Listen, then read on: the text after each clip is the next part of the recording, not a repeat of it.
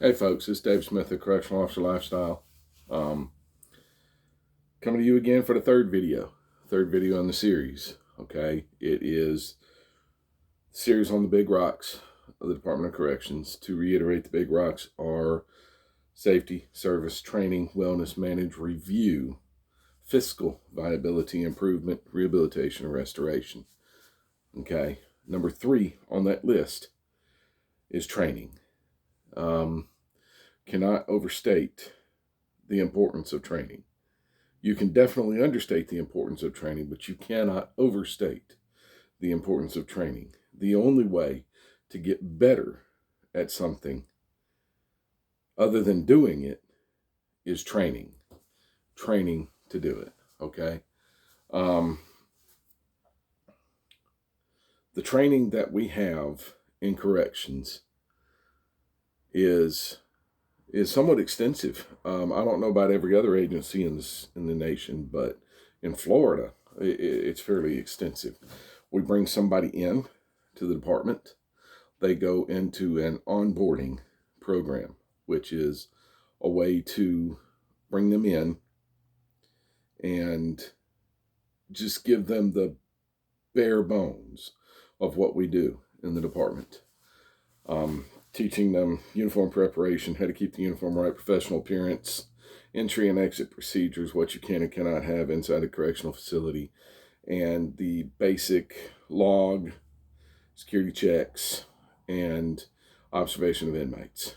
Okay, just basic stuff. When they're in the onboarding program, obviously they're not going to be working any high liability areas. They're not going to be working in the confinement unit, close management unit, protection management unit, psychology units. None of those jobs are going to be available for a rookie coming in on the onboarding program. When they graduate from the onboarding program, they go straight into the academy.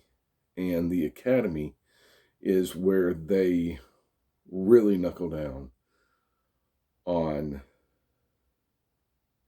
high liability tactics or high liability topics, defensive tactics, firearms training, firearms qualification, the legal aspect of what we do, the operations aspect of what we do. Every single thing that we do is included in that academy. In my area, we have 2 different avenues that you can go through to get a job. Number 1 is through the academy that we have in the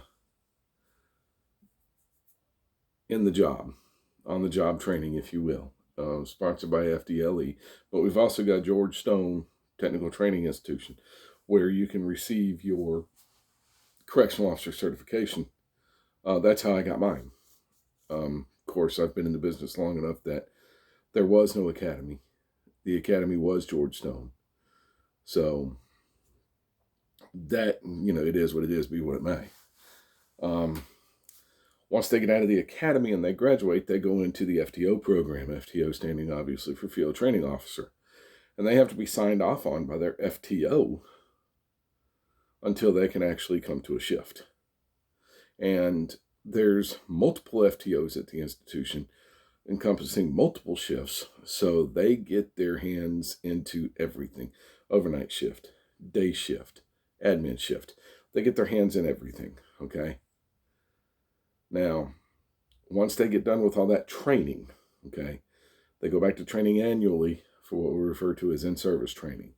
In-service training is where we recertify on our firearms qualifications. It's where we recertify on our first aid certifications, our CPR certifications, what have you.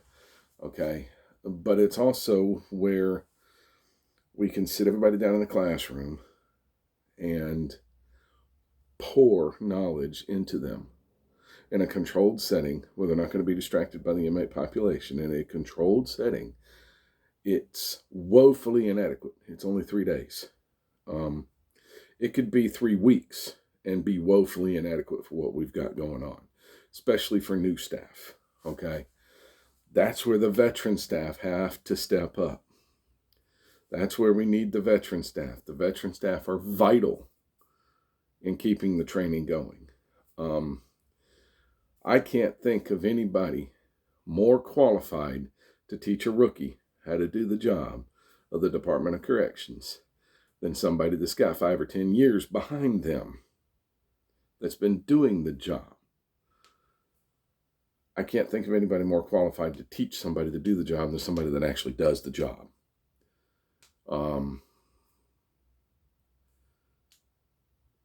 While training is important in a training environment, the best training that the person is going to receive, that anyone is going to receive, is on-the-job training, bar none. That's the best training they're going to get. Okay?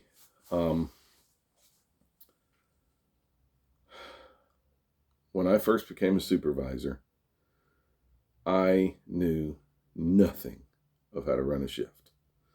Absolutely nothing. Needless to say, I had worked in my prescribed role as a sergeant for so long that I knew that job.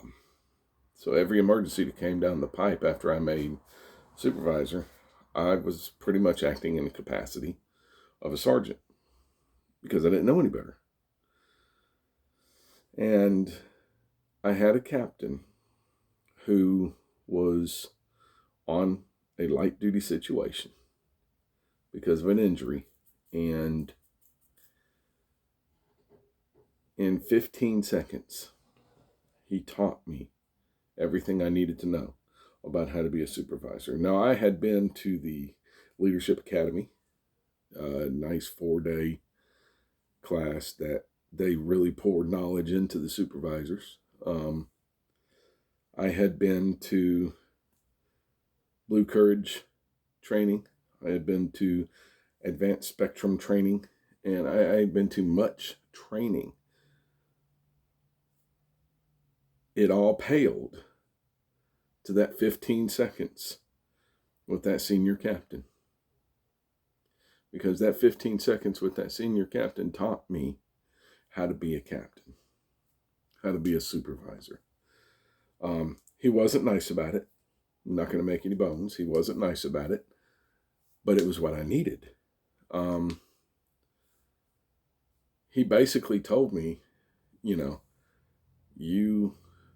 are above now. You have to look at things from above. You have to look at things from away. You can't look at things from being right there. You have to see the whole picture. You have to understand that. Put you a sergeant in charge of this over there. Put you a sergeant in charge of that back in the dormitory. You run the incident. That was the most training I had received, and it was the best training that I had received for how to be a supervisor in corrections. I cannot state enough. Senior staff teaching the rookies will be the best training that rookie receives. Be willing to give it to them. They need it. Okay. As always, folks, if you like the video, please hit the like button. Make sure you hit the subscribe. Hit the bell for notification when I post new videos, and engage. Hit me with some comments. Ask your questions. I'll answer them. Okay. There is no need for domestic violence in this world. Everybody knows I'm on a crusade about domestic violence. Okay. There's no need for it in this world. We need to get rid of it. All right. Love shouldn't hurt.